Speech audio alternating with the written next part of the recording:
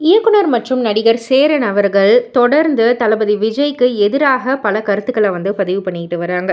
அந்த வகையில் இப்போ ரீசெண்டாக ஒரு ஊரில் ஒரு பிரச்சாரத்தில் ஒரு பொம்மை விஜயை செஞ்சு அதை அந்த வேனில் வச்சு பிரச்சாரம் செஞ்சுக்கிட்டு இருந்தாங்க.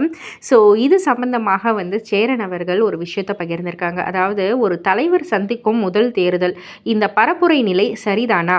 இந்த நேரம் அந்த தலைவர் அனைத்து தொகுதிகளிலும் பம்பரமாக சுற்றியிருக்க வேணாமா? அதை விடுத்து திருவிழாவில் போட்டோ எடுக்க நடிகர்கள் கட் அவுட் வைத்திருப்பது போல விஜயின் டூப் வேனில் வருவது எவ்வளவு பெரிய அவமானம் இந்த தலைமைக்கு.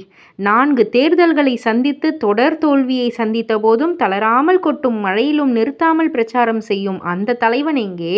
முதல் தேர்தலிலேயே தனக்கு பதிலாக டூப்பை பயன்படுத்த அனுமதி தரும் தலைமை எங்கே? சிந்தியுங்கள் மக்களே அப்படின்ற மாதிரியான ஒரு பதிவை தான் அவர் போட்டிருக்காரு.